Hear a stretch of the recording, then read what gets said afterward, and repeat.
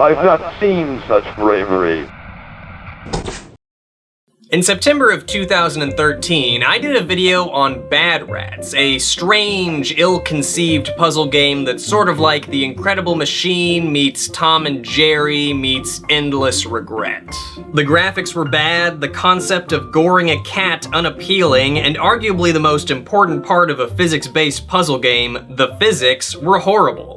But of course the internet can't resist anything terrible, so users began to buy the game and send it to their friends as a joke, flooded the page with jokingly positive reviews, and Bad Rats cemented itself as somewhat of a Steam staple. That was really the best case scenario for Bad Rats. I don't think it was going to gain any other kind of popularity outside of being an infamously bad game. And now there's a sequel. For some reason. Welcome, ladies and gentle-rats! This is the Bad Rats Show! Oh god, I'm starting to get flashbacks. Welcome one and all to Bad Rats Show. Actually, I guess since I'm covering this game on my show, that would make this the Bad Rats Show show. Bad Rats is a physics-based puzzle game that takes place mostly in 2.5D levels. While the graphics are 3D, the actual gameplay is mostly restricted to 2 dimensions as we try to direct a soccer ball to a large button which in turn activates a death machine that kills a cat. The cat is frozen solid! Some opera to celebrate!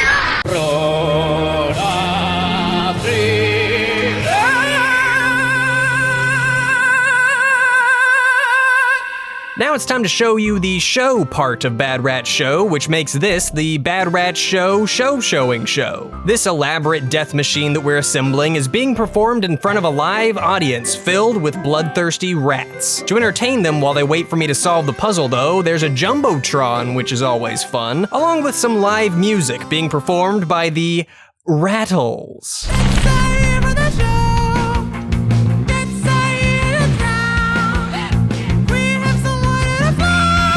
Oh, beautiful. In fact, let's just make that the background music for the rest of the video to keep you guys in the Bad Rats mood. In each puzzle, the goal is the same. Position the rats so that they move the ball to the button. Your selection of usable rats is different each stage, and there are also some items like a Rubik's Cube and a box of matches that you can place as well. The first stage starts us out with the Yoga Rat and the Mafia Rat. Yoga Rat pulls the ball towards him a little, moving it to the right, and Mafia Rat shoots cheese bullets once the ball enters his line of sight.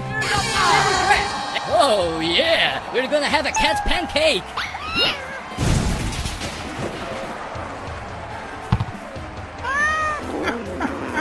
You m***ing cats! Plan B!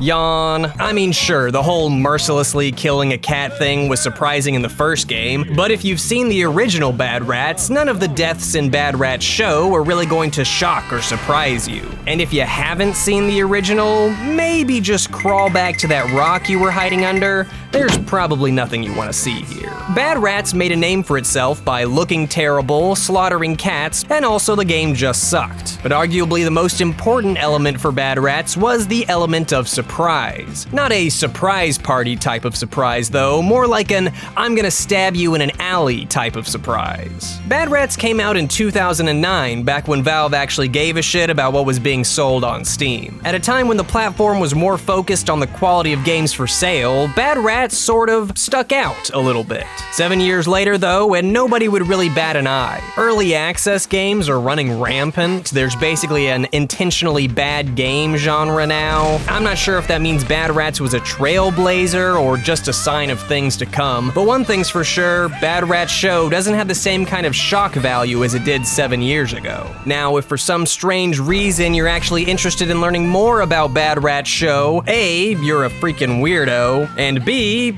here we go. The most surprising thing about Bad Rats Show is that it makes a number of solid improvements from the first game. Though since it's been 7 years, I guess that should be expected. From a graphical standpoint, we've gone from looking ugly and terrifying to just looking ugly. I'm not a fan of the character designs, but hey, at least it looks like some time and effort were put into them this time. When it comes to the physics, we've gone from a game that seems to just be making it up as it goes along to the point where running the same solution twice yields different different results to a game that's functioning more often than not. And I'll talk about that a bit later. And then there's the offensive content. Let's just put some quotation marks around that actually. This is obviously going to end up being something that's up to your own personal interpretation, but I don't think Bad Rat Show is that offensive. Like, yeah, I'm not going to say that it's a particularly tasteful game, but I'm also not going to suggest that they pull it from the store, take it out back and shoot it, light it on fire, and send it into space or something.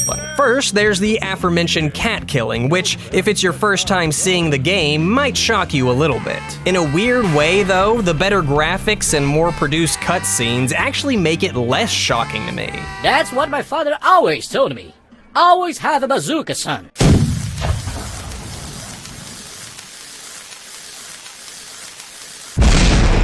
Something about the simplicity and weird graphics in the original is definitely more disturbing. Not to mention that there are so few cat-killing animations in Bad Rat Show that you're gonna get tired of seeing them before you even reach the end of the first chapter. Then there's the rats. The Bomber Rat, Jeebus Rat, and Pope Rat are all characters that you can use in certain puzzles. Bomber Rat explodes on contact with the ball, Jeebus Rat moves the ball through walls, and Pope Rat is overpowered as hell and just pulls the ball towards himself whenever it's in his line of sight. While I would understand if someone found these offensive, I'm not all that taken aback. I mean, if you're really trying to offend people, you just can't softball it like this. Bomber Rat is probably the worst one of these three because of the whole exploding thing, but we've already seen him in the previous game. It's not really a surprise that he's here again. Pope Rat is just kinda there, like his mere existence is supposed to be offensive, but it comes off more as, hey, you remember the Pope? He's a guy who exists, remember? And then there's Jeebus Rat. I mean, you're gonna go through all this trouble to be offensive and you're too afraid to just call it Jesus Rat? Softball, dude. It's not like there's a hot and steamy sex scene between Bomber Rat, Pope Rat, Jeebus Rat, the severed cat spine, and your mom. They're just kinda there for the most part. That's not that bad. So now that we've covered the looks of the game, let's talk about how it plays, which means we're going to be addressing the game's biggest flaw. And you know what? It's a flaw that I identify with, as it's one that continues to plague both myself and my channel: mediocrity. Bad Rat Show is okay, lukewarm, 5 out of 10, middle-of-the-road garbage. Right now, as I speak, I'm trying to come up with a way to present the rest of the game to you in a way that's not flat-out boring. I mean, it's okay. It works. You get the ball to the button, and you go to the next stage. Hooray! The gameplay is a lot better than the first game. I feel like the physics work as they should, at least most of the time, and I never got stuck on a level because of some glitch or general unfairness. Unfortunately, all of these improvements don't so much put the fun in functional as much as they put the meh in meh. It's just very okay. It works as it should, but it isn't really challenging, exciting, or interesting. I played through all of Chapter 1 with little to no difficulty, then skipped over to the final chapter where the game added 3D levels. Now, taking the original Bad Rats into a 3D environment would be complete chaos, but the 3D levels in Bad Rat Show are somehow even easier than the 2D ones. You can't spell Pope Rat without OP, and he really does break these stages. Since he just pulls the ball directly towards himself, you basically just have to plop him down next to the button and use the other rats to hit it into his line of sight. The easiest of peasies. Bad Rat Show is interesting from a distance. It's at the very least interesting in that it actually exists. I don't think anyone really asked for a sequel. I also find it interesting that the developers fixed up the graphics and gameplay, but not much else. One of the main reasons the original sold as much as it did is because it was ugly and terrible. They basically took out the exact elements that everyone liked Bad Rats for. I was legitimately sad to find out how middle of the road it was. It actually made me miss the original. In my opinion, the only real selling point this game has is name recognition. But, I mean, hey, if you just happen to be a legitimate Bad Rats fan who hoped for a sequel wherein they improved the graphics and physics and not much else, then this is clearly the game for you. There's also the 3D levels you can check out, as well as a level editor that I would have tried if I was still actually interested. For those of you that are looking for a new game to torture your friends with, or a profoundly terrible experience for yourself, I suggest you look elsewhere, because as far as I can tell, Bad Rat Show is just too good to be bad, but not good enough to recommend. So, that was Bad Rat's show. And I hope this was an entertaining video for you guys. Like I said, I didn't really feel like I had that much to go on, especially since we already covered the cat killing and offensive content in a different video. But you guys were asking for the sequel, so there you go. Alright, I'm done. I'm ready to go work on something a bit more interesting, so I'm gonna go get to work on my next video. Play me out, keyboard rat.